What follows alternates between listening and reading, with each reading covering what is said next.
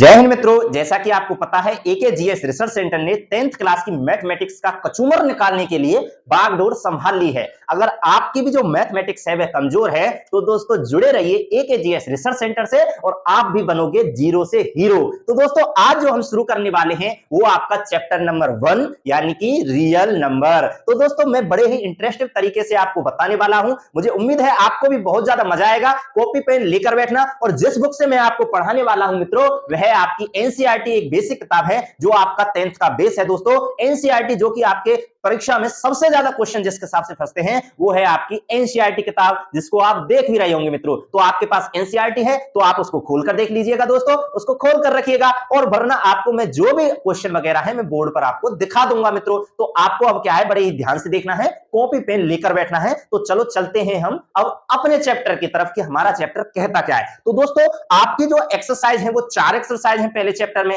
तो 4 एक्सरसाइज में क्या है मित्रों, यानी कि जो पहली एक्सरसाइज है वो तो आपकी कटवा दी है आपकी जो सीबीएसई बोर्ड है उसने। तो दोस्तों वहीं पर जो आपकी पहली एक्सरसाइज थी उसमें आपके इक्विलिब्रियम डिवीजन लेमा है जिसका हम बेसिक समझ लेंगे, लेकिन दूसरी एक्सरसाइज तो हमारी पूरी आ रही है और तीसरी भी एक्सरसाइज हमारी पूरी आ रही है। तो इन दोनों को हम बड़े ही ध्यान से पढ़ेंगे मित्रों। वहीं पर जो चौथी एक्सरसाइज है मित्रों वह हमारी कटवा दी गई है, इसका हम थोड़ा सा बेसिक जान लेंगे, ठीक है ना मित्रों। तो अब हम देखेंगे कि अपना जो इक्विलिब्रियम डिवीजन लेमा है दोस्तों वह क्या है। तो दोस्तों मैं आपको बता दूं जो इक्विलिब्रियम जो डिवीजन लेमा है वो क्या कहता है। दोस्तों मैं एक एग्जांपल के तौर पर आपको बता दूं कि मान लीजिए कोई आप एक रेहड़ी पटरी वाला है, आपने ढकेल वाले तो देखे होंगे जो सेब वगैरह बेचते हैं, वो तो सबको पता ही होगा। तो मान लीजिए यह क्या है, एक ढकेल वाला है जिसका नाम है गोपाल, जिसका नाम क्या है मित्रों, गोपाल। और यहां पर आप हो, आप क्या करते हो, इसकी ढकेल के पास जाते हो जिसमें बहुत सारे सेब रखे होते हैं और इसकी ढकेल को तोड़ देते हैं और इसका पूरा जो उतना भी सेब था सबको बेकार कर देते हैं। तो मित्रों आप क्या करते हैं, तो इसके नष्ट करने के बाद यह पंचायत चला जाता है कि मेरा तो पूरा सेब का जो ठेला था वो बेकार कर दिया, मुझे तो हट जाना चाहिए, मुझे तो अपने नुकसान के पैसे चाहिए। तो जब यह पंचायत पहुंचता है मित्रों तो यह पंचायत में जाकर बताता है, पंचायत जो सर यानी कि जैसे कि आपके स्कूल में प्रिंसिपल होते हैं उसी प्रकार एक पंचायत का हेड होता है दोस्तों, ठीक है ना, जिसको पंच कहते हैं, उसके पास जाता है और ये कहता है कि पंच महोदय मेरे तो पूरे सेब बेकार कर दिए, मैं तो गरीब हूं, मर गया, मुझे तो पैसा चाहिए। तो वह इससे पूछते हैं कि आपके कितने सेब थे, आप हमें ये बताइए कि आपके कितने सेब थे जिससे कि हम आपको उसका हर्जाना यानी कि उसको पैसा दे सके। तो दोस्तों यह कहता है कि अगर मैं दो दो के पेयर बनाता, सर यह एक पहेली के तौर पर बताता है कि अगर मैं अपने पूरे सेबों की दो दो के पेयर बनाता हूं तो एक सेब बच जाता है, अगर मैं वहीं पर तीन तीन के पेयर बनाता तो मेरे पास 2 सेब बचते, वहीं पर मैं 4 के पेयर बनाता तो मेरे पास 3 सेब बचते, वहीं पर अगर मैं 5 के पेयर बताता तो मेरे पास एक भी सेब नहीं बचता।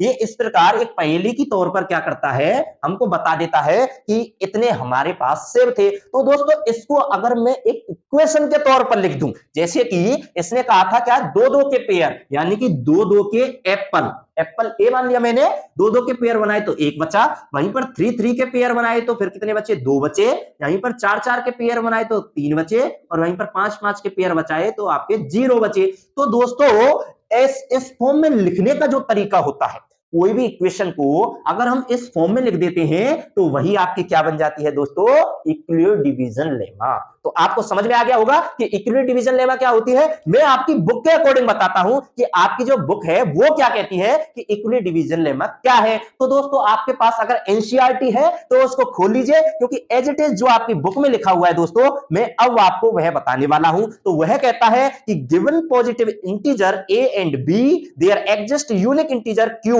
And R satisfying A equal to B Q plus के आर। तो यहां पर आप देखोगे दोस्तों जो आपकी बुक है वो क्या कहती है मित्रों, वो कहती है कि A equal to B Q plus के आर, यही तो इक्वेशन दर्शाती है इक्विलिब्रियम डिवीजन लेमा की। तो दोस्तों आप यहां पर देखोगे कि जो यह है इक्विलिब्रियम डिवीजन लेमा, यानी कि आप समझ रहे होंगे जो आपकी इक्विलिब्रियम जो डिवीजन लेमा है, आप यहां पर क्या समझ रहे हो कि इक्विलिब्रियम तो एक साइंटिस्ट था, मैथमेटिशियन था जिसने इस थ्योरम को दिया है, और डिवीजन का मतलब एक भाग करने की यह क्या है, एक थ्योरम है मित्रों। तो जैसे कि आप यह भाग करते हो तो इसमें क्या करते हो, यहां पर क्या होता है डिवाइजर, यानी कि जिससे आप भाग करते हो, यहां क्या है डिवाइजर, डिवाइजर का मतलब भाग देने वाला, टीचर का मतलब पढ़ाने वाला, तो टीचर डिवाइजर यानी कि जिससे हम भाग देते हैं, यह है डिवाइजर। जिसमें हम भाग देते हैं वह है आपका डिविडेंड, यहाँ पर क्या है, ये आपका डिविडेंड, और जब भाग देने के बाद जो हमको उसका आंसर मिलता है उसको क्या कहते हैं हम, क्वोशिएंट, ठीक है ना। और जो भी कुछ शेष बचता है उसको कह देते हैं हम रिमाइंडर। क्या कह देते हैं, रिमाइंडर। तो दोस्तों इसको सॉल्व करने के लिए जो आपकी इक्विवेलेंट डिवीजन थ्योरम दी हुई है, तो दोस्तों वह कहता है कि अगर मैं डिवाइजर को बी मान लूं और इस क्वोशिएंट को मैं क्यू मान लूं और रिमाइंडर को मैं आर मान लूं और यहां पर डिविडेंड को मैं ए मान लूं, तो दोस्तों अगर मैं डिवाइजर और क्वोशिएंट का मल्टीप्लिकेशन करता हूं, यानी कि मैं डिवाइजर और आपका क्वोशिएंट का मल्टीप्लिकेशन करता हूं और उसमें जोड़ देता हूं आपके रिमाइंडर को, तो दोस्तों क्या मिल जाएगा मुझे, मेरा डिविडेंड मिल जाएगा। तो आपको जो इक्विवेलेंट डिवीजन लेमा है बहुत ही अच्छे से समझ आ गई होगी। तो दोस्तों आपको समझ आ गया, लेकिन यहां पर कंडीशन है मित्रों कि जो ये आपका क्या है, रिमाइंडर है, यह क्या है आपका, यह आपका जो डिवाइजर है बी, इससे क्या होगा, यह छोटा होगा। क्या होगा, छोटा होगा। लेकिन यह क्या है, जीरो के इक्वल हो सकता है। जीरो से क्या है, यह बड़ा हो सकता है और इक्वल हो सकता है। जीरो से बड़ा और जीरो के इक्वल हो सकता है। तो यह दो इसकी क्या है, कंडीशन है। तो यही आपकी इक्विवेलेंट डिवीजन लेमा थी, जिसको आप समझ गए होंगे मित्रों। यह हमारे पेपर में नहीं आ रहा है, लेकिन फिर भी चैप्टर के हिसाब से हम पर आना चाहिए। अब दोस्तों हमारे जो चैप्टर में एक्सरसाइज 1.2 आ रही है, अब हम उसे देखेंगे कि एक्सरसाइज 1.2 में क्या है, और हमारे चैप्टर में अगर क्वेश्चन आए, अगर हमारे जो सिलेबस है उसके अकॉर्डिंग अगर हमारे एग्जाम में क्वेश्चन आए, तो उसको एक अच्छे तरीके से हम कैसे कर सकते हैं जिससे हम टॉप कर सके, अच्छे नंबर पा सकें, पूरे में से पूरे नंबर पा सकें। तो मित्रों मैंने बुक उठा ली है, आपकी 1.2 एक्सरसाइज आप भी निकाल लीजिए, मैं भी निकाल रहा हूं। तो दोस्तों आप 1.2 एक्सरसाइज का पहला क्वेश्चन देखोगे कि express each number as a product of its prime factor. तो प्राइम नंबर के बारे में तो आपने सुना होगा, पहले बेसिक समझ लीजिए कि पहला क्वेश्चन मैंने बुक में पढ़ा, आपको स्क्रीन पर दिख गया ना क्वेश्चन, आपको स्क्रीन पर दिखेगा, मैं बुक में पढ़ूंगा, ठीक है ना। क्वेश्चन मुझे याद थोड़े है, बुक में से तो पढ़ना होगा, लेकिन आपको मैं स्क्रीन पर दिखा दूंगा जो क्वेश्चन मैं बोल रहा हूं मित्रों, ठीक है ना। तो पहला स्टेप क्या आता है कि आपको इसके प्राइम फैक्टराइजेशन करते हैं, जो कि आपको क्वेश्चन दे रखा है 140, इसके आपको प्राइम फैक्टराइजेशन करते हैं, वहीं पर आपको 156 के प्राइम फैक्टराइजेशन करने हैं, ऐसे ही आपको 3825 के करने हैं, उसी प्रकार आपको 5005 के करने हैं, वहीं पर मित्रों आपको करने हैं आपके 7429 के, ठीक है ना। इनको क्या करना है, आपको प्राइम फैक्टराइजेशन करना है। तो दोस्तों आपको पहले तो आप प्राइम नंबर के बारे में समझ लीजिए। प्राइम नंबर वह नंबर होते हैं जो कि अपने आप से डिवाइड हो और केवल 1 से डिवाइड हो, यानी कि उनके फैक्टर केवल खुद हो और 1 फैक्टर हो और कोई उसका फैक्टर ना हो, ठीक है ना दोस्तों। तो उसी प्रकार हमको क्या करना है, प्राइम फैक्टराइजेशन करना है। आप फैक्टर के बारे में तो जानते होंगे। तो फैक्टर तो सिंपल है मित्रों, अगर हम 140 का फैक्टर करेंगे मित्रों, तो आप यहां पर क्या करोगे, ऐसे सीधा जो सिंबल होता है फैक्टराइजेशन का, उससे तो आप जानते हैं, तो यहां पर आप लिख देंगे 140 और इसमें क्या करेंगे, 2 का भाग देंगे 70, फिर 2 से देंगे 35, अब 2 से तो जाएगा नहीं, 3 से भी नहीं जाएगा, 4 से भी नहीं जाएगा, अब देंगे 5 से, तो 5 से जाएगा 7 टाइम और 7 से 1 टाइम। तो इसके जो फैक्टर हो गए मित्रों वो क्या हो गए, इसके हो गए 2 इंटू 2 इंटू 5 और इंटू के 7। आप यहां पर देख रहे होंगे कि यह जो 2, 5 और 7 है, ये तीनों क्या है, आपके प्राइम फैक्टर हैं। तो यही हो गए इसके प्राइम फैक्टराइजेशन, आपको समझ में आ गया होगा। ऐसे ही हम अगर दूसरे क्वेश्चन को कर ले मित्रों, 156 को कर लें, तो आप यहां पर देखोगे 156, तो 156 को कैसे करेंगे मित्रों, यहां पर 2 से देंगे तो 7 बार गया, फिर 8 बार जाएगा, फिर 2 से देंगे, फिर 2 से 3 बार जाएगा, फिर 9 बार जाएगा, फिर 3 से देंगे 13 बार, फिर 13 से देंगे 1 बार। तो अब इसके प्राइम फैक्टराइजेशन क्या हो जाएंगे मित्रों, तो इसके हो जाएंगे 2 इंटू 2 इंटू 3 इंटू के 13। लेकिन आप कहोगे कि भाई साहब अब तो यह प्राइम फैक्टर ही आ रहे हैं, लेकिन अगर किसी क्वेश्चन में मान लीजिए 6 आ गया, यह तो इवन है, तो इसका प्राइम फैक्टराइजेशन कैसे निकालेंगे। मान लीजिए यहां 3 की जगह में 6 लिखता, तो दोस्तों कैसे निकलेगा, तो यहां पर इस 6 को तोड़ लीजिएगा 2 इंटू 3 में। आ गया समझ, आ गया, बहुत ही अच्छे से समझ आपको आ रहा होगा। अब आगे के जो ये 3 क्वेश्चन हैं, आप इनका सॉल्यूशन करके, ऐसे ही सॉल्यूशन करके कमेंट बॉक्स में लिख दीजिए। अब हम चलते हैं अपने दूसरे क्वेश्चन की तरफ कि हमारा जो दूसरा क्वेश्चन है एक्सरसाइज का, वो क्या कहता है मित्रों। तो दूसरा क्वेश्चन क्या कहता है, अब हम उसको देखेंगे। तो दोस्तों दूसरा क्वेश्चन क्या कहता है, दूसरा क्वेश्चन कहता है, आप स्क्रीन पर ध्यान दीजिएगा, मैं बुक में से पढ़ रहा हूं।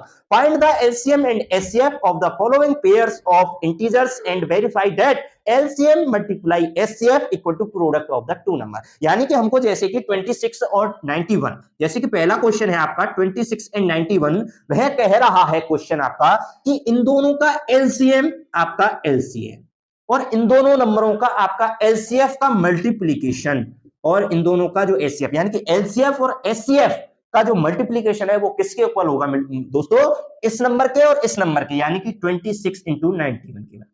यह हमको क्या करना है, प्रूफ करना है। तो प्रूफ कर देंगे, ज्यादा बड़ी बात कहां है। इसका आप एलसीएम निकालोगे तो एलसीएम आप निकाल लीजिए, 26 का क्या हो जाएगा, ये हो जाएगा आपका 13 वाली तो जाएगा 13 से एक बार, ठीक है ना। वहीं पर इसका एलसीएम निकालोगे, अब एलसीएम पहले एचसीएफ निकाल लीजिए फिर आपका एलसीएम निकाल देंगे, ठीक है ना। अब एचसीएफ निकालिए तो 91 आ गया, यहां से कई बार जाएगा आपका, कितनी बार जाएगा बताइए, 7 से जाएगा, 7 से 13 बार और 13 से एक बार, ठीक है ना। अब एचसीएफ कैसे निकालेंगे, जो इसमें कॉमन है, इसमें क्या है 2 इंटू 13 आया है, ठीक है ना, फैक्टर इसके, तो यहाँ पर फैक्टर क्या आए हैं 7 इंटू के 13 आया है, यही तो आया है ना मित्रों। अब इनमें कॉमन क्या है, इनमें कॉमन है 13, तो इसका एचसीएफ क्या हो जाएगा आपका 13, और इसमें कॉमन जो नहीं है, जो कॉमन है उसको एक बार लिखेंगे और जो कॉमन नहीं है उनको लिख देंगे मल्टीप्लाई करके, तो आपका क्या आ जाएगा मित्रों, तो आपका आ जाएगा यहाँ पर आपका एलसीएम। एलसीएम निकालना तो साधारण है, तो 13 इंटू के 14, तो 14 3 जा 42, यहाँ पर 4 कैरी और यहाँ पर 182 आ जाएगा, तो 182 मल्टीप्लाई के 13 और इक्वल टू 26 इंटू के 91, तो ये दोनों क्या आने चाहिए दोस्तों,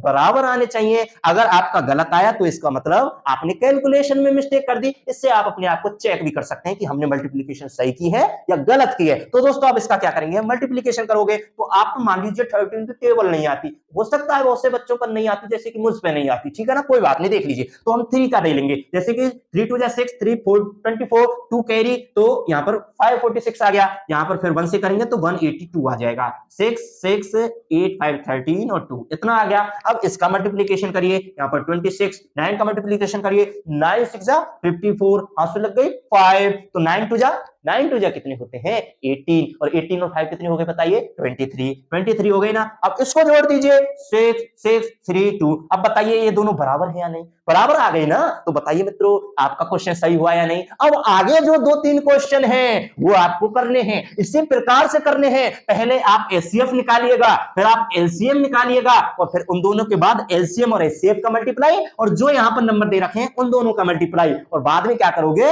वह दोनों यहां पर बराबर आ जाएंगे, आपका क्वेश्चन प्रूफ। यही तो निकालना है ना हमको। आगे के क्वेश्चनों को जल्दी से करके कमेंट बॉक्स में लिखकर बताइए कि आपका उत्तर क्या आया है मित्रों। अब देखेंगे हम तीसरे क्वेश्चन को कि हमारा तीसरा क्वेश्चन क्या कहता है मित्रों। तो तीसरे क्वेश्चन की तरफ जरा ध्यान दीजिएगा, बहुत ही महत्वपूर्ण क्वेश्चन है मित्रों, बहुत ही ज्यादा महत्वपूर्ण क्वेश्चन है। तो आप यहां पर देखोगे कि find the LCM and HCF of the following integer by applying the prime factorization method, यानी कि प्राइम फैक्टराइजेशन मेथड से हमको क्या करना है, एलसीएम और एचसीएफ निकालना। ये तो आपने पहले ही पढ़ चुका है, यानी कि ये तो बहुत ही ज्यादा सिंपल है। तो आपको क्या करना है, एलसीएम और एचसीएफ निकालना है, जो आपको गिवन दे रखा है क्वेश्चन में, उसका क्या अप्लाई करके, क्या प्राइम फैक्टराइजेशन के हिसाब से, ठीक है ना। तो क्वेश्चन क्या है 12 15 21, जो आपका तीसरा क्वेश्चन है उसका पहला पार्ट क्या है मित्रों 12 15 21, 12 15 एंड 21। तो इसका क्या करना है, आपको प्राइम फैक्टराइजेशन से एलसीएम एंड एचसीएफ निकालना है। तो मेरा मानना है कि सबसे पहले आप एचसीएफ निकाला करो। तो एचसीएफ के लिए पहले प्राइम फैक्टराइजेशन अलग अलग करनी पड़ेगी, 12 की 2 से 6, 2 से 3 और 3 से 1, ठीक है ना। यहीं पर आप 15 का करोगे, तो जो 15 है मित्रों 3 से 5 बार, 5 से एक बार, यहीं पर 21 है आपका, तो 3 से 7 बार, 7 से एक बार, ठीक है ना। अब इसका जो फैक्टर हो गया मित्रों वो 2 और 3 हो गया। अब जो दूसरे का फैक्टर है 3 और 5 हो गया, वहीं पर जो तीसरे का फैक्टर है वो 3 एंड 7 हो गया। तो दोस्तों यहाँ पर आपका एलसीएम क्या आ गया, जो कॉमन है, तो आपका जो एचसीएफ है वो क्या है आपका 3 आ गया ना समझ आपको। वहीं पर आप एलसीएम देखोगे तो जो आपका कॉमन लिया था आपने, यानी कि जो एचसीएफ आया है उसको तो आप लिखोगे एक बार, और जो बाकी बचे हैं उनको मल्टीप्लाई कर दीजिए 2 2, यानी कि 2 2, वहीं पर 5 और 7, वहीं पर 5 और 7, तो आप इसे कर लीजिए। यहाँ पर आप कर लोगे 10 बन जाएगा, यहीं पर आप कर लोगे 14 और 42 इंटू 10 इंटू के 40, 420 आ जाएगा। आपका क्वेश्चन सॉल्व, 420 आ गया। तो ये तो आपको पहले से ही आता है, ठीक है ना। एलसीएम एचसीएफ तो आप निकाल ही दोगे, तो आपको बहुत ही अच्छे से समझ आ गया हो मित्रों। तो अब देखते हैं कि हमारा फोर्थ क्वेश्चन क्या कहता है। अब हमारा फोर्थ क्वेश्चन क्या कहता है, तो दोस्तों अब फोर्थ क्वेश्चन की तरफ चलते हैं। अब जो क्वेश्चन बचे हैं थर्ड क्वेश्चन में, उनको करके जल्दी से कमेंट बॉक्स में बताइए कि उत्तर क्या आया है। अब फोर्थ क्वेश्चन की तरफ चलते हैं। तो फोर्थ क्वेश्चन कहता है गिवन दैट एचसीएफ 306 और 657 equal to 9, find the LCM जो 306 एंड 657। कितना आसान है, यानी कि जो पहले हमको फॉर्मूला बता दिया है ना इसने कि जो एलसीएम है और मल्टीप्लाई एचसीएफ होता है वो नंबरों का मल्टीप्लिकेशन के बराबर होता है। दोस्तों अब उसे पूछ रहा है, हम पे प्रूफ करवा रहा है उसको। तो आप यहां पर देखिएगा मित्रों कि आपको क्वेश्चन दे रखा है कि एचसीएफ ऑफ, यानी कि आपका 306 और 657 इनका हमको एचसीएफ दे रखा है 9। और दोस्तों हमको क्या पूछा है, इन दोनों का एलसीएम पूछता है, एलसीएम पूछता है। एलसीएम बताइए। तो दोस्तों आपने बताया है, आपने पहले यह फॉर्मूला पढ़ चुका है, तो आप तो अब आसानी से हंसते हंसते निकाल दोगे इसे। तो देखिएगा मित्रों यहां पर 306 मल्टीप्लाई के 657 इक्वल टू 9 इंटू के एलसीएम, यही तो फॉर्मूला था, एचसीएफ इंटू के एलसीएम। और यहाँ पर आपका जो नंबर दे रखा है उनका प्रोडक्ट, यही तो था। अब यहाँ पर ये मल्टीप्लाई में है तो इसको हम डिवाइड में ले आए साहब। तो यहाँ क्या बच गया, केवल एलसीएम। तो एलसीएम इक्वल टू ये हो जाएगा। अब एलसीएम ही तो हमको निकालना था, आ गया ना समझ। तो देखिएगा 9 से इसे काटेंगे, 9 से काटेंगे तो कितनी बार जाएगा। तो दोस्तों यहाँ पर देखेंगे 9 से कितनी बार गया, 9 7 जा 9 3 जा 27, यहाँ पर 36 बचा, यहाँ पर 4, यानी कि 34 मल्टीप्लाई बाई 657। इसका जो उत्तर आएगा वह आपका एलसीएम आ जाएगा। अब इसका उत्तर क्या आएगा, मल्टीप्लाई करिए, यहाँ पर जो 657 है मल्टीप्लाई बाई 34, तो आप मल्टीप्लाई कर दीजिए। 4 7 जा 28 हंसू लगे 2, 4 5 जा 20 22 हंसू लगे 2, और 4 6 जा 24 और 26, यहीं पर 3 का मल्टीप्लाई, 3 7 जा 21 हंसू लगे 2, 15 और 17 हंसू लगे 18 और 1 19। तो यह आ जाएगा आपका, ये आ जाएगा आपका 12 और ये सही आया ना। अगर कोई मिस्टेक हो तो आप देख लेना, मुझ पे कैलकुलेशन ऐसी आती है, थोड़ी वीक कैलकुलेशन है, कोई बात नहीं, ठीक है ना, वैसे सही किया होगा, कोई बात नहीं। अब चलते हैं अगले क्वेश्चन की तरफ। अब आपका फोर्थ क्वेश्चन जो है वो तो सॉल्व हो गया ना। फोर्थ क्वेश्चन कैसे करोगे आप, इस फॉर्मूले से कर दोगे जो कि आपको पहले बताया था, क्योंकि उसमें प्रूफ करने के लिए कहा है, आपको एलसीएम निकालने को कहा है, ठीक है ना मित्रों। अब यहीं पर आप देखोगे कि जो फिफ्थ क्वेश्चन है वह क्या कहता है। अब हम चलते हैं मित्रों कि आपका जो फिफ्थ क्वेश्चन है वो आपको क्या कहता है, बहुत ही ज्यादा महत्वपूर्ण क्वेश्चन होने वाला है फिफ्थ। अब आप देखोगे कि फिफ्थ क्वेश्चन क्या कहता है। फिफ्थ क्वेश्चन क्या कहता है, तो फिफ्थ क्वेश्चन कहता है मित्रों कि आप चेक वेदर 6 की power n can and with the digit 0। क्या जो 6 की पावर n, मान लीजिए यह आपका फिफ्थ क्वेश्चन है, अगर मैं 6 की पावर n रखूं तो क्या इसका जो लास्ट डिजिट है वो कभी 0 आ सकता है। अगर ये n क्या है, n एक क्या है दोस्तों, वहां पर एक नेचुरल नंबर है। अगर n एक नेचुरल नंबर है, आपका n एक नेचुरल नंबर है, तो क्या ये 0 से खत्म हो सकता है, कभी नहीं। इसको प्रूव करना है हमको, हो सकता है या नहीं हो सकता है। तो दोस्तों आप बताइए, मान लीजिए मैं नेचुरल नंबर क्या होते हैं, एक जो 1 से शुरू होते हैं, यही तो होते हैं। तो दोस्तों मैं मान लेता हूं 6 की पावर 1 कितना आ गया बताइए, तो ये आ गया 6। 6 की पावर 2 ये कितना आ गया, 6 इंटू के 6, तो कितना आ गया 36। वहीं पर मैं कर लेता हूं 6 की पावर 3, 6 इंटू के 6 इंटू के 6, तो यहाँ पर क्या, यहाँ पर 36 और यहाँ पर भी 36, और इन दोनों का यूनिट डिजिट फिर भी 6 आएगा, यानी कि हमेशा 6 आ रहा है, तो यूनिट डिजिट तो 0 आ ही नहीं सकता। तो मित्रों यह क्या है, नो, नेवर, कभी भी यूनिट डिजिट आपका 0 आ ही नहीं सकता, 0 से वह एंड हो ही नहीं सकता। तो यह आपका फिफ्थ क्वेश्चन भी कितना आसान था, आपने चुटकी बजाते ही कर दिया। वहीं पर आप देखोगे अब जो लास्ट क्वेश्चन है एक्सरसाइज का,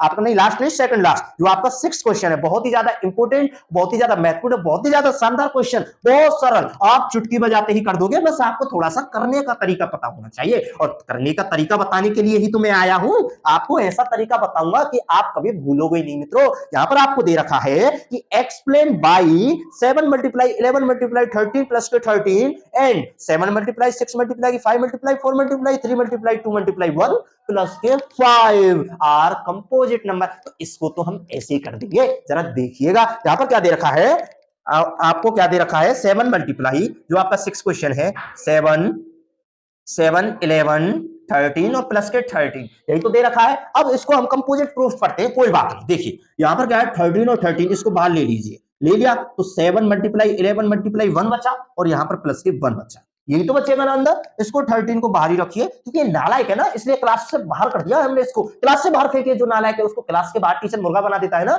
इसलिए हमने इसको क्लास के बाहर कर दिया। नालायक, बदतमीज है नालायक। तो इसको करेंगे 7 11, ये 77 आ गया, मल्टीप्लाई 1 1 प्लस 1, तो ये क्या आ गया 13 मल्टीप्लाई के 78, इसे सॉल्व करके, ठीक है ना। अब यहां पर ये क्या है, ये क्या है आपका एक कंपोजिट नंबर है मित्रों। जब इसका मल्टीप्लाई हम इसमें करेंगे तो दोस्तों क्या आ जाएगा, अब आप देखिएगा, तो 13, तो इसका मल्टीप्लाई करना है ना, तो 8 का का करोगे तो क्या 8 8 3 24 असु लगे 2 तो 104 आ गया। वहीं पर आप यहां पर क्या करोगे 91 आ गया 4 1 10 तो 1014। ये तो आपका कंपोजिट नंबर है।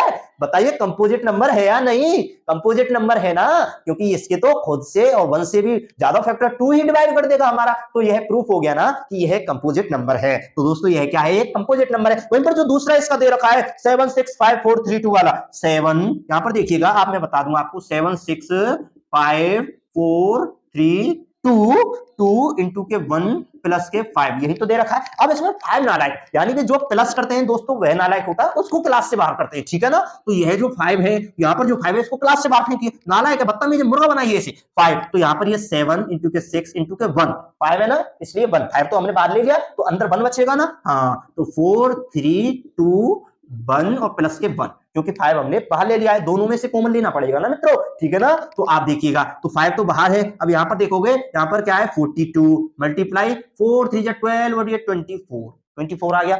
और यहां पर आप देखोगे कि प्लस का 1 हो रहा है। अब इसका मल्टीप्लाई करिए, फिर 5 का मल्टीप्लाई, जब 1 जोड़ देंगे तो आपको क्या मिलेगा? एक कंपोजिट नंबर मिलेगा। अब जल्दी से मुझे बता दीजिए कि इसका मल्टीप्लाई करके टोटल सॉल्व करके क्या आया है? क्या वह कंपोजिट नंबर ही आया है? मैं आपका वेट करूंगा कमेंट बॉक्स में, जल्दी से बता दीजिएगा, ठीक है ना। हाँ अब चलते हैं अपने लास्ट क्वेश्चन की तरफ। आपको समझ में आ रहा है ना मित्रों कि यह कंपोजिट नंबर कैसे होगा? आ रहा है ना समझ? हाँ अब चलते हैं लास्ट क्वेश्चन की तरफ, जो आपकी एक्सरसाइज का लास्ट क्वेश्चन और बहुत बेहतरीन क्वेश्चन है। लास्ट क्वेश्चन और बहुत बेहतरीन क्वेश्चन है, जिसको आपको मैं होमवर्क में देने वाला हूं, क्योंकि पूरी एक्सरसाइज का जो सार है ना मित्रों, वह क्या है? क्वेश्चन नंबर 7 में है। तो जो भी क्वेश्चन नंबर 7 में है वो क्या है? आपकी एक वर्ल्ड प्रॉब्लम है, आप उसको करने की कोशिश करिएगा। अगर आप पर वह क्वेश्चन नहीं हुआ मित्रों, तो फिर मिलेंगे हम एक नेक्स्ट क्लास में, क्योंकि अभी 1.3 और 1.4 करानी है ना, तो उनके कराने से पहले आपको क्वेश्चन नंबर 7 का मैं सॉल्यूशन प्रोवाइड करा दूंगा, और आप कर लोगे तो फिर तो आप इंटेलिजेंट हो ही हो,